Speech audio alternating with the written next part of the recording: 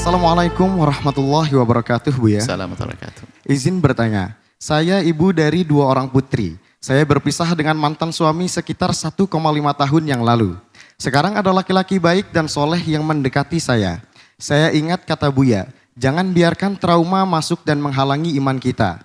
Tapi Buya, di dalam hati kecil saya, jika menikah lagi saya takut tidak bisa menjadi istri yang baik. Tidak bisa jadi ibu sambung yang baik.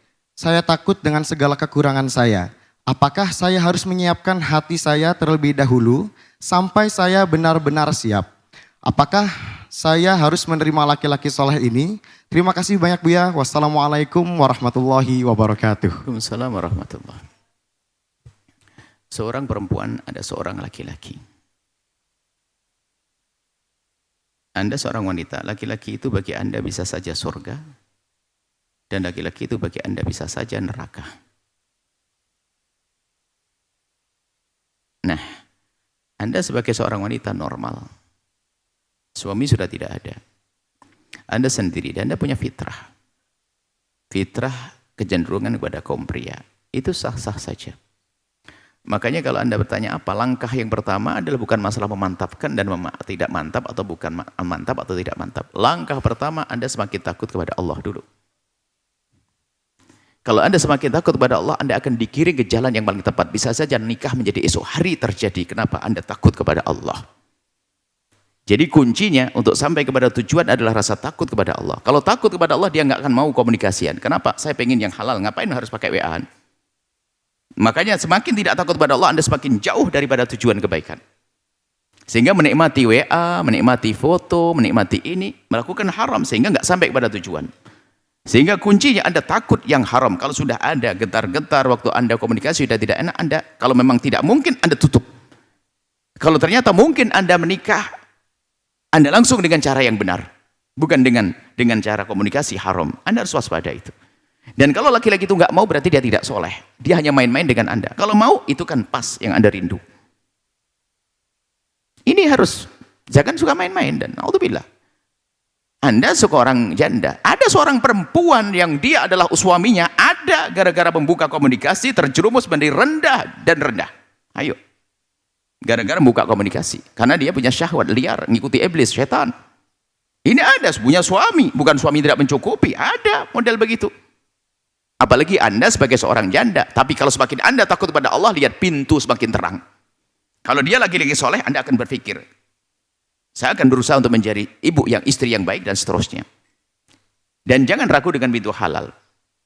Jangan ragu dengan pintu halal. Mungkin Anda wanita-wanita yang menjanda dan sebagainya. Anda bisa mengukur diri Anda sendiri.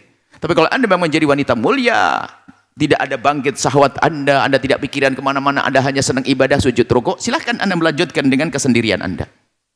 Tapi kalau Anda sebagai wanita normal, lihat pintu halal ada. Jangan mencoba yang haram, Anda akan terhinakan. Sebab kalau yang haram sudah tidak pandang baik punya suami atau tidak punya suami. Apalagi tidak punya suami dan punya pengalaman sebagai seorang istri yang sudah punya pengalaman hidup dengan laki-laki. Lebih gede godaannya. Maka kami himbau kepada siapapun, pintu halal segera dituju. Hati-hati. Apalagi Anda seorang janda yang sudah punya istri pun kadang. Apalagi kalau Anda, naudzubillah, ada kebusukan terselubung di balik kesolehan. Hati-hati, lebih bahaya lagi, serem itu. Kenapa? Orang mengira dia baik-baik dan sebagainya, taunya diam-diam di kamarnya, dia komunikasi dengan laki-laki dan sebagainya, terhinakan dia pada akhirnya. Nah, sebab dari bahasa yang Anda sampaikan, Anda sudah tertarik banget sama dia. Sampai bahasanya bukan kira-kira saya bisa menjaga anak saya atau tidak. Anda sudah memikirkan, apakah saya bisa menjadi ibu sambung yang baik? Ya paham bahasa Anda. Nah, jadi Anda sudah sangat perlu kepada pernikahan. Sebaiknya Anda segera menikah dan Anda jauhi komunikasi dengan laki-laki itu. Hanya 2 komunikasinya. Memutus komunikasi atau komunikasi menuju halal pernikahan. Dan kalau mereka tidak mau, ya paham dari pertanyaan Anda. Yang Anda tanyakan ada sesuatu lebih penting. Tapi Anda mengatakan apakah saya menjadi ibu sambung yang baik, bisa menjadi istri yang baik dan sebagainya. Anda lupa Anda punya anak, Anda lupa punya ini. Anda punya hajat untuk nikah. Segera nikah. Besok saya nikahkan di sini. Halal. Jangan main-main urusan haram, hati-hati. Jangan membuka komunikasi dengan lawan jenis. Siapapun Anda, biarpun sudah punya istri, punya suami, hati-hati. Setan pandai, karena ternyata haram ternyata lebih indah. akan menjadikan siksa setelah itu. Dan alangkah banyaknya orang tersiksa setelah itu. Dan siksa kadang tidak berakhir-akhir. Karena dosanya besar. Seorang istri misalnya khianat sama suami, dosanya panjang, hukumannya panjang. Sehingga dalam Islam kan harus rajam dan sebagainya. Kalau Anda seorang janda, apalagi seorang janda ini mulia kalau dia bisa menjaga diri. Akan tapi ketahuilah, kadang orang mandang, orang janda itu kan sudah pernah tahu ini, digoda, menjadi bahan godaan sebagian orang. Maka siapapun yang saat ini menjanda harus menjadi janda mulia, janda istimewa, janda ini. Kemudian kami himbau kepada para anak. Para orang tua dulu, hei para orang tua, jangan persulit urusan pernikahan anakmu. Jangan kau pandang anakmu selamanya sebagai anak, Anda harus bisa pandang anak Anda sebagai wanita yang punya hajat. Sebagai seorang laki-laki punya hajat. Dan kami sampaikan, hei para anak, jangan pandang ibumu selamanya sebagai seorang ibu, tapi pandang beliau sebagai seorang wanita yang punya hajat pribadi. Jangan pandang ayahmu selamanya sebagai seorang ayah.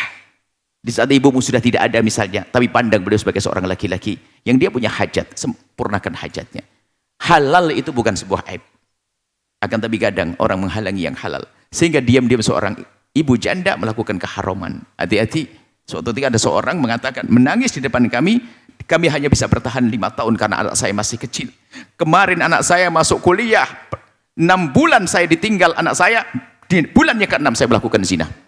Karena waktu masih adanya sibuk dengan anak-anaknya, waktu anaknya sudah bisa kuliah, 5 tahun karena ditinggal suaminya, anaknya masih umur SD kelas 2 atau kelas 3. SMP kelas 1 atau 2. Setelah anaknya pada kuliah semuanya di rumah kosong, hari itulah kejadiannya. Hati-hati zina, takutlah kepada Allah, maka pintu halal, maka jangan main-main urusan komunikasi. Anda sudah berkomunikasi, wahai wanita solehah, Anda sudah komunikasi dengan laki-laki itu. Anda sudah tertarik dengan laki-laki itu. Anda sudah tergoda dengan laki-laki itu. Ayo melangkah kepada pintu halal. Jangan sampai Anda dihinakan. Anda berani bertanya karena Anda solehah. Kalau Anda tidak solehah, Anda akan bertanya. Anda akan mengatakan suka-suka. Ngapain tanya-tanya? Yang penting aku senang. Akan tapi Anda berani bertanya, Anda insya Allah mulia. Bismillah. Karena Allah wallahu a'lam bishawab. Sahabat Al-Bahjah TV, setelah menyaksikan video ini, jangan lupa bersolawat kepada baginda Nabi Muhammad. Shollu ala Nabi Muhammad. Allahumma sholli alaihi wa ala alihi wa sahbihi.